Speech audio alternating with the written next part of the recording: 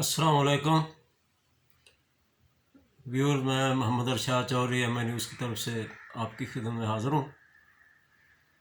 नाजरीन, आज बात करते हैं वज़ीर आज़म पाकिस्तान के उस बयान की जो उन्होंने सहाफ़ियों से, कॉलम नगारों से मुलाकात करके दिया है।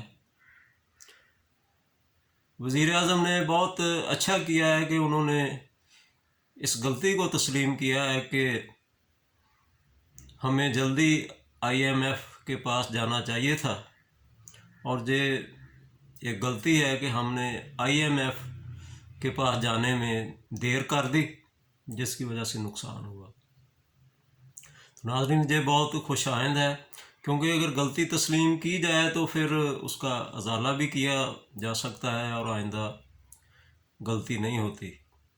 लेकिन नाज़रीन, ये भी एक हकीकत है कि गलती में बहुत फ़र्क होता है। एक गलती होती है जिसका नुकसान इंसान को खुद बर्दाश्त करना पड़ता है, एक ऐसी गलती होती है जिसका नुकसान गली महल्ले को भी साथ बर्दाश्त करना पड़ता है, और एक गलती ऐसी होती है जिसका खमियाजा पूरे गांव या पूरे शहर को भुगतना पड़ता है, और कुछ गलतियां ऐसी होती हैं जिसका खमियाजा पूरे मुल्क को भुगतना पड़ता है, और कुछ गलतियां ऐसी होती हैं जिनका खमियाजा पूरी दुनिया को भुगतना पड़ता है। जैसे कि बड़े लीडर, बड़ी सुपर पावर के लीडर अगर कोई गलती करें तो उसका खमियाजा पूरी दुनिया को भुगतना पड़ेगा। तो इस तरह गलती में फ़र्क होता है। तो वज़ीर आज़म पाकिस्तान ने अच्छा किया, ये तस्लीम कर लिया कि IMF के पास जाने में जो देर हुई ये गलती थी, लेकिन इसका नुकसान जो पहुंचा है वो मुल्क को पहुंचा है। अब ये भी बताया जाना चाहिए कि तख़ीर करने से, IMF के पास जाने में तख़ीर की वजह से कितना नुकसान हुआ है मुल्क का। और ये जो पाकिस्तान की तरक्की की शरह पिछली हुकूमत में थी 5.8 या 5.6, वो अब जो सिफर से कम हो गई है, जब माइनस पे आ गई है, उसकी देर करने की वजह से शरह तरक्की में भी कमी आई है। और फिर जो डॉलर का रेट 120 से या 124 से 160 से ज़्यादा हो चुका है, ये भी इसी वजह से हुआ है। और दूसरा, ये जो मुल्क में अफरात ज़र में इजाफ़ा हुआ है, ख़ास तौर पर जो फूड इन्फ्लेशन बढ़ा है, यानी खाने पीने की अशिया और दूसरी अशिया की इतनी महंगाई हो गई है, और गरीब आदमी जो बिल्क रहा है, गरीब आदमी की चीखें निकल रही हैं कि इसकी जाने की वजह से भी ये ऐसा हुआ है। इन सवालों का भी जवाब मिलना चाहिए। और फिर पाकिस्तान के कर्ज़े जो इतने ज़्यादा बढ़ गए हैं कि अगर हम जल्दी चले जाते तो फिर इसमें भी कोई बेहतरी आती, और सरमायाकारी में जो इजाफ़ा नहीं हुआ, बरामदात में इजाफ़ा नहीं हुआ, अगर कमी नहीं आई तो इजाफ़ा भी नहीं हुआ। जितनी डीवैल्यूएशन हुई है उसके हिसाब से तो बरामदात में इजाफ़ा नहीं हुआ। तो अगर हम ये गलती ना करते तो फिर क्या ये नुकसानात मुल्क को ना बर्दाश्त करना पड़ते। और दूसरा, जो चीनी बैरून मुल्क एक्सपोर्ट की गई और चीनी की किल्लत पैदा हो गई, वो किसकी गलती थी।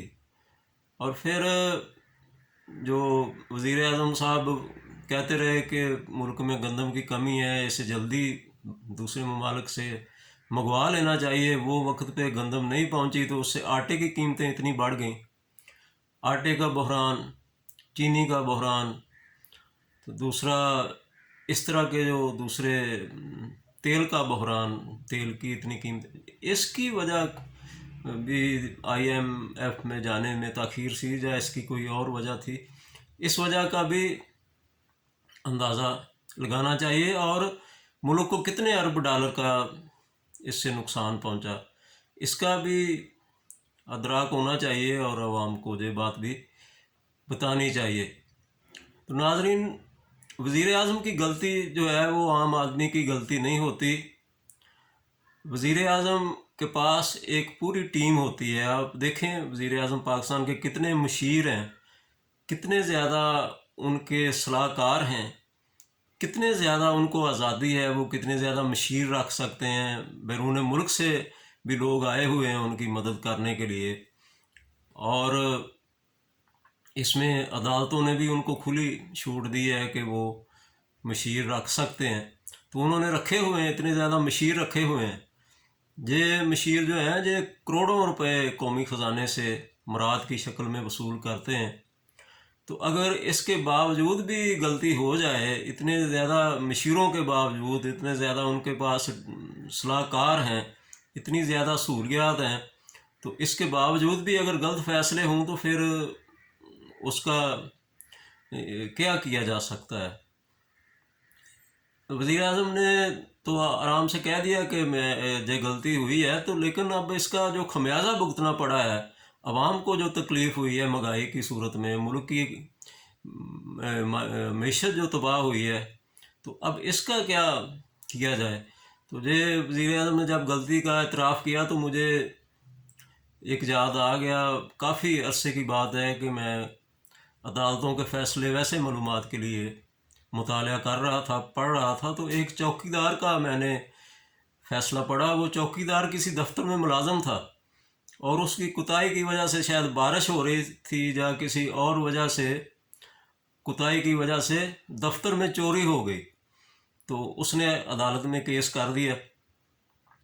तो अदालत ने चौकीदार के ख़िलाफ़ फ़ैसला दिया। अदालत ने कहा कि जो चौकीदार की ड्यूटी थी, वो तनख्वाह लेता था इस बात की कि वो दफ्तर की रखवाली करे, उससे सही अपनी ड्यूटी सर अंजाम नहीं दी गई, वो अपनी ड्यूटी सही सर अंजाम नहीं दे सका। चौकीदार के फ़राइज़ में, मनसबी में उसने गफलत की है, तो इसलिए जो महकमे ने उसे सज़ा दी है वो इसका मुस्तहिक है।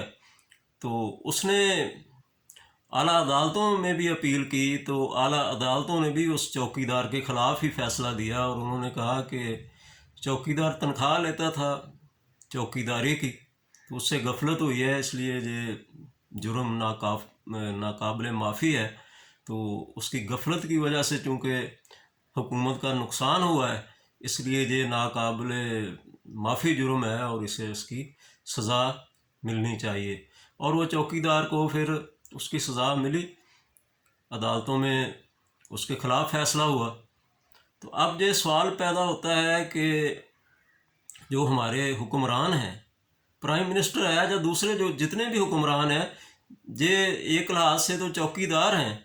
हमने उन्हें ख़जानों पे बिठाया हुआ है, हमने उन्हें तनख्वाहें देते हैं, आवाम के ख़जाने से वो तनख्वाहें लेते हैं, हमने उन्हें एक ड्यूटी दी हुई है, वो हमारे रखवाले हैं, हमारे चौकीदार हैं। इससे कोई वज़ीर आज़म के मनसब की तौहीन मकसूद नहीं है कि उसे चौकीदार के साथ कंपेयर किया जाए, लेकिन इस लिहाज से वो हमारे चौकीदार हैं कि हमारे रखवाले हैं, कौमी ख़जाने के रखवाले हैं, कौम की अमानतें उनके पास हैं, कौम ने उनको एक आला ओहदों पे बिठाया हुआ है रखवाली करने के लिए।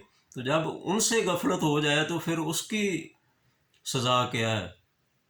और फिर एक चौकीदार की गलती तो इस मुल्क में नाकाबिल माफ़ी है। इस्लामी जमहूरिया पाकिस्तान, जिसे अब मौजूदा हुक्मरान रियासत मदीना भी कहते हैं, उसमें एक चौकीदार की गफलत तो नाकाबिल माफ़ी है। और चौकीदार की गफलत की वजह से अगर दफ्तर में चोरी हो जाए और हज़ारों रुपए का नुकसान हो जाए, वो चोर ले जाएं, तो उसे कहा जाता है ये आपकी ड्यूटी थी, आप चौकीदार होने के पैसे लेते थे, आपकी ड्यूटी थी, आपने गफलत की है अपनी ड्यूटी में, इसलिए ये नाकाबिल माफ़ी जुर्म है। तो अगर गफलत की वजह से या गलती की वजह से या अपने फ़राइज़ मनसबी सही अंजाम ना करने की वजह से अरबों डॉलर का डाका पड़ जाए, कौमी ख़जाने से अरबों डॉलर चोरी हो जाएं, अवाम की जेबों से अरबों डॉलर निकल जाएं और अवाम बेचारे आटे, चीनी और दूसरी चीज़ों के लिए तरसते फिरें, उनके बच्चे, उनके बूढ़े माँ बाप और उनके दूसरे लवाहकीन वो हस्पतालों में दवाइयों के पैसे देने की सलाहियत ना रखें और वो बिल बिल पर मर जाएं क्योंकि अद्वियात की कीमतें इतनी ज़्यादा हैं, तो फिर इस गफलत की सज़ा क्या है? हमें इस बारे में भी ज़रूर सोचना चाहिए